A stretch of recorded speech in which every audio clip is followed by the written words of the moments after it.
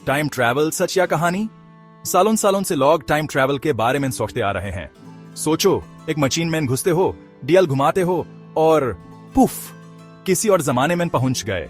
History अपनी आंखों से देख सकते हैं या फ्यूचर में झांक सकते हैं, लेकिन क्या टाइम ट्रैवल सच में पॉसिबल है या सिर्फ कहानियों की बात है? ज्यादातर टाइम तक टाइम ट्रैवल सिर्फ इमेजिनेशन में ही था, लेकिन 20th सेंचुरी आते आते यूनिवर्स को समझने का नजरिया बदल गया।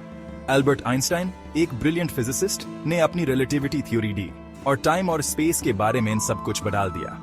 आइंस्टाइन की थ्योरीज ने पॉसिबिलिटीज का एक पंडोरास बॉक्स खोल दिया और बताया कि शायद टाइम ट्रैवल इतना भी इम्पॉसिबल नहीं है।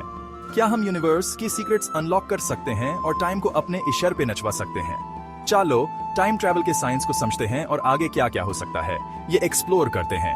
ये जर्नी ह्यूमन ब्लैक होल्स के किनारे तक ले जाएगी, वर्म होल्स के थ्रू और स्पेस टाइम के फैब्रिक में भी।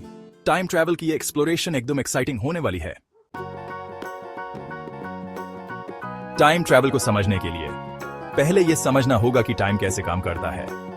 यहां एल्बर्ट आइंस्टाइन की रिलेटिविटी थ्योरीज काम आती हैं। आइंस्टाइन ने टाइम और स्पेस के बारे में पुरानी सोच को तोड़ दिया और बताया कि यह अलग अलग नहीं बल्कि स्पेस टाइम नाम के एक ही फैब्रिक के हिस्से हैं।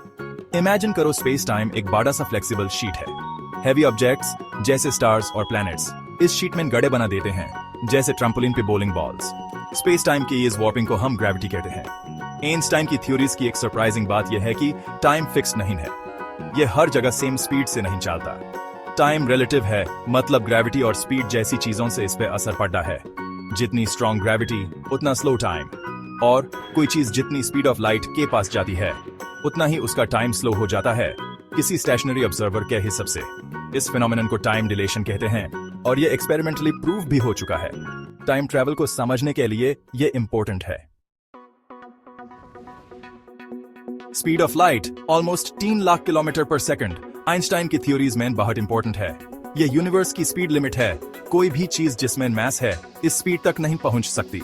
लेकिन इस स्पीड लिमिट का टाइम ट्रैवल से क्या लेना देना है? इमेजिन करो, एक स्पेसशिप जो ऑलमोस्ट स्पीड ऑफ लाइट से ट्रैवल कर सकता है। जैसे जैसे स्पेसशिप की स्पीड बढ़ती है, स्पीड ऑफ लाइट के करीब स्पेसशिप का टाइम अर्थ के टाइम से स्लो होने लगता है। स्पेसशिप के क्रू अर्थ पे रहने वालों से स्लो एज होंगे, उनके लिए टाइम अलग स्पीड से चलेगा। इसको टाइम डिलेशन कहते हैं और ये एटॉमिक क्लॉक से प्रूव हो चुका है। अगर ये स्पेसशिप बहुत टाइम तक ऑलमोस्ट स्पीड ऑफ लाइट से ट्रैवल करके अर्थ पे वापस आए, तो वो दिखेंगे कि अर्थ पे उनके ट्रैवल टाइम से ज्यादा टाइम बीत चुका है, मतलब वो फ्यूचर में पहुंच गए। लेकिन इस टाइम ट्रैवल में एक प्रॉब्लम है। हम फ्यूचर में तो जा सकते हैं, लेकिन पास्ट में वापस आना मुश्किल है।